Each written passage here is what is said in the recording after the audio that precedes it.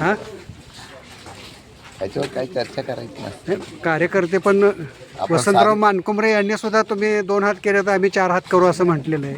माझ्याकडे 2च हात आहेत. त्यांनी 2 हात करणार का तुम्ही आहे ते?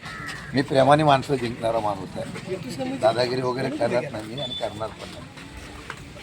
लोकांनी ठरवलं. आम्ही कोणाला दादागिरी केली नाही, करणार नाही. 99 पासून कोणाची दादागिरी होती, कोणाची सगळं माहिती आहे.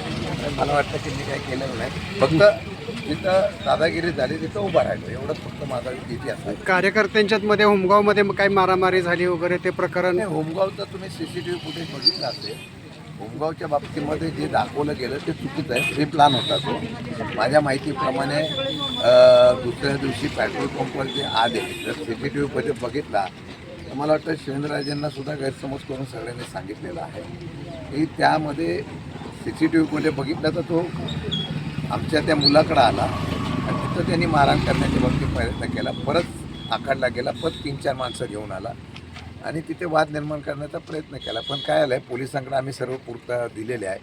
पण पोलिसांनी काय एकतर्फी केस घेतलेली आहे आणि दुसरी केसच्या बाबतीमध्ये घेतलं नाही आणि चैन गेली, दरोडा घातला, असे काही कलमं लावण्याचा प्रयत्न केला आहे. सत्य परिस्थिती यावी, आम्ही आता कोर्टात त्याला चॅलेंज करणार आहोत आणि समोरच्यांच्यावर केस करावी म्हणून विनंती करणार. आता तुम्ही घरात येऊन जर कोणी त्या मुलाला उगीच कोणतरी डिवचायचा प्रयत्न केला तर ते योग्य नाही ना.